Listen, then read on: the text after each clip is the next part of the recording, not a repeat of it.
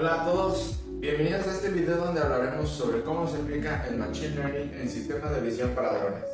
La idea es comprender de forma clara y profunda qué hace realmente el Machine Learning y cómo se diferencia de otros métodos de visión por computadora y cómo todo esto permite que un dron vea, entienda y reaccione a su entorno. Primero veremos qué es la visión por computadora. Después entraremos al Machine Learning como tal y luego un poco de introducción a lo que es el Deep Learning. Hablaremos de tipos de aprendizaje, mencionaremos técnicas como el SVM y el aprendizaje por refuerzo y finalmente conectaremos todo con la aplicación práctica en drones. Primero, ¿qué es la visión por computadora o el Computer Vision? La visión por computadora es una rama de la inteligencia artificial que permite a las máquinas interpretar imágenes o videos del mundo real. Su objetivo es que un sistema pueda entender visualmente lo que está viendo, al igual que nosotros usamos nuestros ojos y cerebro para percibir el entorno. Unos ejemplos de este es detección de obstáculos, seguimiento de objetos, reconocimiento de terrenos o personas. En el caso de los drones, la visión por computadora permite que el dron vuele de forma autónoma y evite colisiones y haga toma de decisiones basadas en lo que percibe con su cámara. El Machine Learning, ¿qué es y qué no es? Aquí es importante aclarar algo muy común. El Machine Learning no aprende patrones, como se suele decir coloquialmente. Lo que realmente hace el Machine Learning es ajustar matemáticamente un modelo, normalmente una función o una red, para que prediga correctamente o clasifique datos nuevos basándose en ejemplos anteriores. En otras palabras, el modelo no recuerda ni imita patrones, sino que encuentra relaciones matemáticas entre las variables de entrada, las imágenes o los sensores que se usen para ellas, y las salidas esperadas como las etiquetas, las posiciones y las decisiones. Ahora, aprender y reconocer no es lo mismo. En este contexto hay que distinguir entre aprender y reconocer. Aprender es el proceso mediante el cual el modelo ajusta sus parámetros para entender cómo se relacionan los datos. Por ejemplo, entrenar una red neuronal para identificar árboles en imágenes aéreas. Y reconocer, en cambio, ocurre después del aprendizaje. Es cuando el modelo ya entrenado recibe una imagen y detecta si hay o no un árbol en ella. Por lo tanto, aprender es adquirir conocimientos y reconocer es usar ese conocimiento para la detección de objetos. Ahora vamos a hablar sobre los features, qué son y qué papel juegan en el Machine Learning. En visión por computadora tradicional, los features o características son elementos que se pueden distinguir en una imagen como esquinas, bordes, puntos de interés o texturas. Estos features sirven como referencias visuales que ayudan al sistema a identificar o seguir objetos. Por ejemplo, un algoritmo como el SIFT, S-I-F-T, el Scale Invariant Feature Transform, detecta puntos clave, features, y genera descriptores, que son representaciones numéricas de estos puntos. Algo importante del SIFT es que no es Machine Learning ni Deep Learning. Pertenece al área de Computer Vision tradicional y además, descriptor y feature tampoco son lo mismo. Feature es el punto o patrón visual y el descriptor es la descripción matemática de ese punto. En técnicas más modernas como Machine Learning o Deep Learning, los features ya no son tan importantes manualmente porque el modelo aprende automáticamente. En estos casos, los features se transforman internamente en tokens y esos tokens se convierten en embeddings, representaciones numéricas de alto nivel que contienen información semántica. Por ejemplo, un embedding puede representar la forma de un auto visto desde arriba o la textura de un bosque, sin necesidad de que un humano defina manualmente esas características. Ahora hablemos de también filtros y reconocimientos de features. En visión tradicional existen métodos como el filtro de Kalman, por ejemplo, y el filtro de Jarvis, que ayudan a predecir o reconocer la trayectoria y posición de objetos a partir de sus features detectados. Estos filtros no son de Machine Learning, pero se utilizan junto con técnicas de visión para seguimiento tracking y localización, que esto sí es aplicado a los drones. Hablemos del tiempo de aprendizaje en el Machine Learning. El Machine Learning se puede dividir en tres grandes familias. El aprendizaje supervisado, que el modelo aprende con datos etiquetados, por ejemplo, imágenes de drones con etiquetas como persona, árbol o vehículo. El aprendizaje no supervisado. El modelo analiza datos sin etiquetas y trata de encontrar estructuras o agrupaciones por sí mismo. Por ejemplo, segmentar terrenos por tipo de textura sin saber de antemano qué tipo es cada uno. Y el aprendizaje por refuerzo, Reinforcement Learning. Aquí el modelo aprende mediante prueba y error, recibiendo recompensas o castigos por sus acciones. Ejemplo, un dron que aprende a navegar evitando obstáculos y recibiendo una recompensa cuando logra avanzar sin chocar. Esto se hace muchas veces con funciones de costo. Ahora vamos a hablar del SVM, una técnica clásica de Machine Learning. El SVM, Support Vector Machine, pertenece a la familia de aprendizaje supervisado y su función es encontrar una frontera óptima que separe distintas clases de datos en un espacio multidimensional. Por ejemplo, se puede usar un SVM para clasificar tipos de terreno, agua, césped, pavimento, a partir de imágenes capturadas por un dron. Aunque hoy el Deep Learning ha superado al SVM en muchos aspectos, esto sigue siendo útil cuando los datos son limitados o cuando se busca una solución más ligera para procesadores pequeños, como los que se instalan en los drones compactos. Ahora, ¿cómo todos estos factores del Machine Learning hacen que lleguemos a una evolución, que es el Deep Learning, la evolución del Machine Learning? Entonces, el Deep Learning es una rama del Machine Learning basada en redes neuronales profundas, inspiradas en la estructura de un cerebro humano.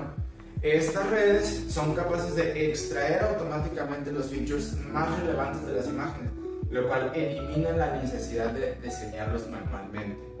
Entonces, los drones con Deep Learning permiten tareas como la detección de objetos en tiempo real, la estimación de la profundidad y la segmentación semántica del terreno. Aquí los features ya se convierten en tokens que luego se transforman en embeddings dentro del modelo. Cada embedding contiene una representación abstracta pero rica del contenido visual, permitiendo al sistema comprender mejor lo que ve. Ahora, ¿cómo o qué relación tiene el Machine Learning con los drones? Un dron usa el Machine Learning y tiene múltiples aplicaciones. Primero, la navegación autónoma, utilizando la visión para detectar obstáculos o caminos. Luego, el mapeo y reconocimiento de terreno, mediante los modelos que clasifican superficies. También el seguimiento de objetos o personas con redes entrenadas para detectar el movimiento o forma. Y también el análisis en tiempo real, donde el dron puede decidir en vuelo qué ruta tomar según lo que percibe. La combinación de visión por computadora, Machine Learning más sensores convierte a un dron en un agente inteligente capaz de adaptarse al entorno sin intervención humana constante. Ahora, como conclusión de esta área del Machine Learning y sus elementos, en resumen, la visión por computadora es la base que permite que un dron vea. El Machine Learning le da la capacidad de aprender relaciones entre lo que ve y cómo debe reaccionar. El Deep Learning lleva esto pero a otro nivel, permitiendo extraer automáticamente información compleja sin definir manualmente los features. Y todo esto junto crea sistemas capaces de operar de forma autónoma, eficiente y adaptable. Así que la próxima vez que veamos un dron esquivando un obstáculo o siguiendo un objeto, recordemos que no solo ve, sino que piensa matemáticamente para entender su entorno. Saludos. Ahora vamos a hablar sobre el Deep Learning, una de las ramas más avanzadas de la inteligencia artificial. En este video voy a explicar qué es exactamente el Deep Learning, cómo aprender las redes neuronales, cuáles son los tipos más comunes de arquitecturas y en qué áreas se aplica actualmente. Así que comencemos desde la base. ¿Qué es el Deep Learning? El Deep Learning es un conjunto de métodos de aprendizaje automático basados en redes neuronales artificiales con múltiples capas. Estas redes intentan imitar de manera simplificada el funcionamiento del cerebro humano. Reciben información, la procesan a través de varias capas y generan una salida o una decisión. A diferencia de los métodos tradicionales, el Deep Learning aprende directamente de los datos, ajustando sus parámetros internos conocidos como pesos para reconocer patrones por sí mismo. Siguiente. ¿Cómo aprende una red neuronal? El proceso se basa en algo llamado retroprogramación. Primero, la red hace una predicción, luego se calcula qué tan lejos está esa predicción del resultado real, haciendo una función de pérdida. Ese error se propaga hacia atrás y el modelo ajusta sus pesos mediante un optimizador. Con el tiempo, la red va mejorando su precisión aprendiendo de los errores que comete en cada iteración. Las primeras capas reconocen patrones simples como bordes o formas, mientras que las capas más profundas extraen características abstractas y complejas. Ahora, tipos de datos y arquitecturas más comunes. Existen distintos tipos de redes neuronales según el tipo de dato con el que trabajen. Para imágenes se utilizan las redes convolucionales o CNN, que analizan los mensajes, los píxeles y extraen patrones visuales jerárquicos. Para texto o secuencias se emplean modelos recurrentes o transformadores, capaces de entender la estructura y el significado dentro de frases o series temporales. Y para audio o señales de sensores, se combinan redes convolucionales o modelos secuenciales, lo que permite detectar variaciones y patrones a lo largo del tiempo. Vamos a hablar de las aplicaciones del Deep Learning. Gracias a su capacidad para aprender representaciones complejas, el Deep Learning tiene aplicaciones en prácticamente todos los campos. Se utiliza en clasificación de detección de objetos de imágenes o videos, en procesamiento de lenguaje natural como son los chatbots o los traductores automáticos, en reconocimiento de voz, como es en sistemas de reconocimiento como los de Netflix o los de Spotify, en diagnóstico médico asistido por imágenes y en mantenimiento predictivo para detectar fallas en sistemas industriales. En pocas palabras, el Deep Learning ha cambiado completamente la forma en la que las máquinas perciben, analizan y entienden el mundo que nos rodea. Siguiente, requisitos y consideraciones prácticas. Implementar Deep Learning en la práctica requiere varios elementos esenciales, como son, primero, datos de calidad y cantidad suficiente, ya que sin estos datos el modelo no puede aprender correctamente. Segundo, capacidad de cómputo, ya que entrenar estas redes demanda gran poder de procesamiento, normalmente con el GPU. Tercero, una validación rigurosa para evitar que el modelo simplemente memorice los datos. También se deben usar algunas métricas adecuadas como precisión o recall, o también está el F1 score para evaluar el desempeño. Y finalmente, un mantenimiento constante actualizando el modelo y monitoreando el rendimiento conforme vayan cambiando los datos en el entorno. En conclusión, el Deep Learning representa un paso decisivo en la evolución de la inteligencia artificial. Permite que las máquinas aprendan directamente de la experiencia, mejorando con el tiempo y logrando desempeños comparables e incluso superiores a lo que muchos humanos han hecho en muchas tareas. Entender cómo funciona no solo nos ayuda a aprovechar su potencial, sino que a usarlo con una responsabilidad y criterio, asegurando que toda la tecnología sirva con el conocimiento y no al revés. Ahora vamos a hablar acerca de una de las arquitecturas más interesantes en el Deep Learning, que es ResNet. Y si bien sabemos que las redes neuronales profundas pueden hacer maravillas, a medida que se vuelven más grandes se vuelve más complejo entrenarlas de manera eficiente. Y ahí es donde ResNet entra como el superhéroe de los modelos neuronales. Las redes neuronales profundas son poderosas, pero cuando se les añade demasiadas capas, entrenarlas puede ser igual de difícil que intentar acordarte de una contraseña que escribiste hace 6 meses. Debido a esto, un problema común es algo conocido como gradiente desaparecido o vanished gradients. Y para poner un ejemplo de esto, piensa que los gradientes son como las señales que la red usa para aprender. De manera que imagina que le estás dando un consejo a alguien. Si las instrucciones son claras, aprende rápido. Pero si sigues dando más y más instrucciones, al final la señal se pierde. Como cuando intentas hablar en medio de mucho ruido. Esto pasa en redes más profundas a medida que añades más capas. De modo que las señales se van perdiendo y al final pues no aprenden bien. Pero entonces, ¿qué es ResNet y para qué sirve? ResNet llega como el superhéroe en el cine de acción. ¿Cómo?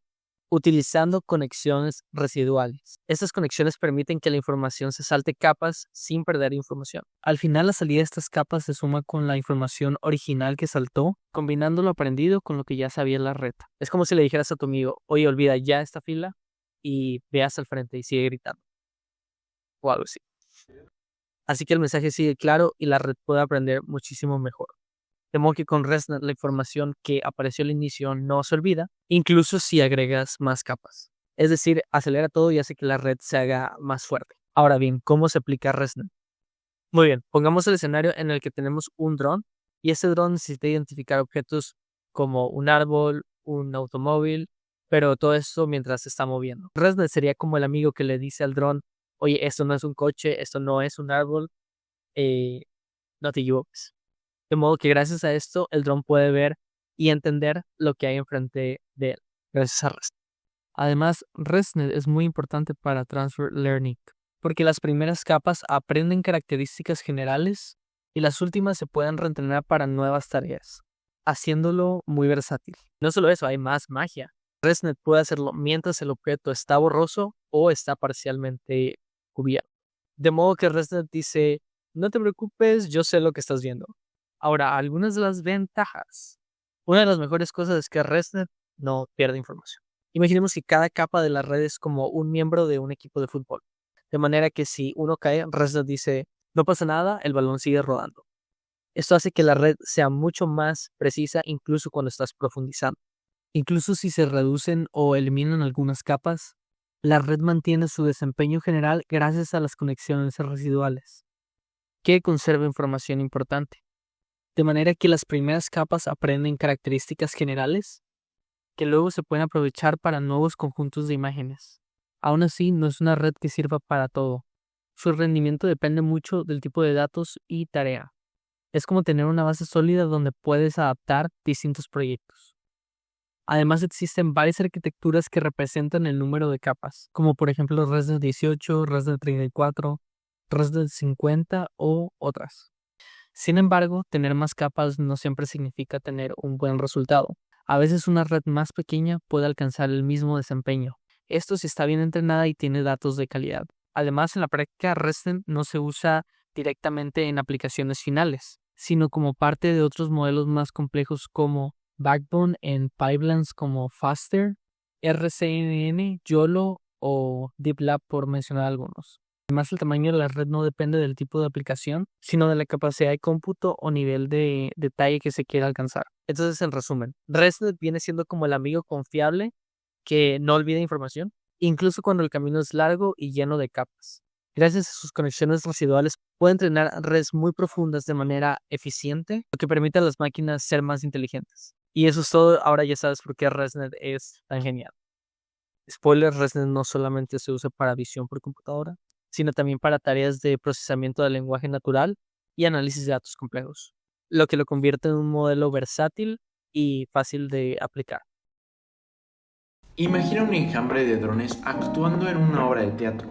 Cada uno sigue su papel y el director marca los tiempos.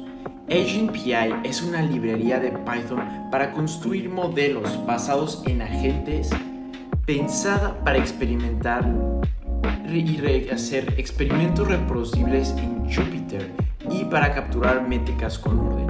Se usa en movilidad de difusión de ideas o epidemias, logística o manufactura, mercados con decisión locales y por supuesto robótica de enjambres para estudiar formaciones, cobertura y evitación de colisiones. En la analogía teatral, si usamos a los actores, serían los agentes con estado, percepción y un guión, y las reglas locales, el escenario es el entorno, que puede ser continuo, una grilla o una red, y el director es el modelo que marca los pases del tiempo y la coreografía de la simulación. Técnicamente, AgentPI define agentes con setup y step, un entorno que determina vecindarios y movimientos, un modelo que orquesta la ejecución de un conjunto de parámetros y métricas para controlar y evaluar el experimento. En código, cada dron percibe a sus vecinos, calcula su acción por separación, alineación y limita su velocidad. se mueve y así usa el modelo a crear el escenario, reparte los actores y avanza los tics. Mientras corre, recolecta métricas como colisiones, cobertura y consumo. Además, ejecuta experimentos variando N, R y también su velocidad máxima. Usa semillas para comparar la reproducibilidad y al final las reglas locales y un buen director producen una obra colectiva. Esta es la idea central de Agent PI. Hola, yo soy Álvaro, y ahora que ya sabemos qué es Agent PI y para qué funciona, veremos algunos ejemplos para entender la lógica de su programación. Empezaremos con el ejemplo de Wealth Transfer, o transferencia de riqueza, el cual pretende simular la creciente desigualdad económica dentro de una población. Se empieza por donde todo código de Python lo hace, importando las librerías a utilizar. Para Agent PI usamos import Agent PI as NP, y además importamos NumPy y Seaborn para cálculos y visualización respectivamente. Aunque estas son solamente para este ejemplo en específico, tú puedes combinar Agent PI con las librerías que necesites para tu propio proyecto. En este experimento, cada agente empieza con una unidad de riqueza. Durante cada paso de tiempo, cualquier agente que tenga riqueza elige al azar a otro agente y le transfiere una unidad. Esta regla simple provoca que, con interacciones aleatorias repetidas, la riqueza se vaya concentrando de forma desigual entre los agentes. Ahora sí, ¿cómo programamos esta secuencia de eventos? Empezamos por definir a los agentes mediante una clase WealthAgent. En Setup, cada agente inicializa Wealth igual a 1, es decir, se les asigna su unidad de riqueza inicial. En la función WealthTransfer, se verifica si la variable Wealth del agente es mayor a 0. Si es así, el agente selecciona un partner aleatorio del conjunto de agentes, le suma 1 a su Wealth y le resta 1 a la suya. Así de rápido y sencillo terminamos de programar las acciones que debe realizar un agente. La siguiente sección del código no es específica de Agent PI, pero se usa para propósitos del ejemplo. Definimos una función para calcular el coeficiente de Gini, la cual calcula la media absoluta de las diferencias y la convierte en el coeficiente. Este se estará calculando en cada paso de la simulación. El coeficiente se mide en una escala de 0 a 1, donde 0 corresponde a completa desigualdad y 1 a completa desigualdad. Ahora viene lo bueno. Definimos la clase WealthModel. En Setup se crea la lista de agentes con un número que definiremos un poco después, y la clase WealthAgent que definimos al inicio. En Step, llamamos a todos los agentes a correr su función WealthTransfer que también definimos al inicio, para correrla en cada paso, mientras que en Update registramos el coeficiente de Gini tras cada paso. Por último, en End, definimos que al terminar la simulación registramos la variable Wealth de los agentes. Con todo esto definido, solo falta correr el modelo. Para esto, primero creamos un directorio de parámetros, en el cual indicamos el número de agentes a utilizar, los pasos a correr y una semilla seed. Este último nos permitirá recrear simulaciones idénticas. Todas las veces que corramos el código con seed igual a 42, obtendremos los mismos resultados. Todas las veces que lo corramos con seed igual a 16, obtendremos esos mismos resultados. Si eliminamos por completo este parámetro, entonces cada vez que corramos el código obtendremos resultados diferentes. Funciona algo así como la semilla de un mundo de Minecraft. Ahora sí, cargamos el modelo y lo corremos. Imprimiendo y graficando los resultados, podremos observar datos claves como la versión de Python y Agent PI que se utilizaron y el tiempo total de la simulación. Además de los específicos a este ejemplo, donde comprobamos que conforme pasa el tiempo, la desigualdad económica crece. Si quisiéramos aplicar Agent PI para simular nuestro proyecto, podríamos usarlo para modelar uno o más drones autónomos que inspeccionan una red de tuberías. Cada agente tendría atributos como posición y una cámara con visión artificial. En cada paso de la simulación, el dron se movería siguiendo una ruta de patrullaje o buscando áreas no revisadas. Cuando el dron ve un tramo de tubería, representado por otro agente o una celda del entorno, entonces aplicaría una función definida que simula la detección de fugas o de fallas. Esta función podría usar datos reales de visión artificial entrenados con Python, como por ejemplo modelos de OpenCV o TensorFlow, o simplemente una probabilidad de detección para simplificar la simulación. El modelo podría registrar métricas como la cobertura del área, el número de fugas detectadas o el tiempo total de inspección. Y, Si añadimos varios drones, Agent Pi podría permitir ver cómo la cooperación o división de tareas mejora la eficiencia de la inspección.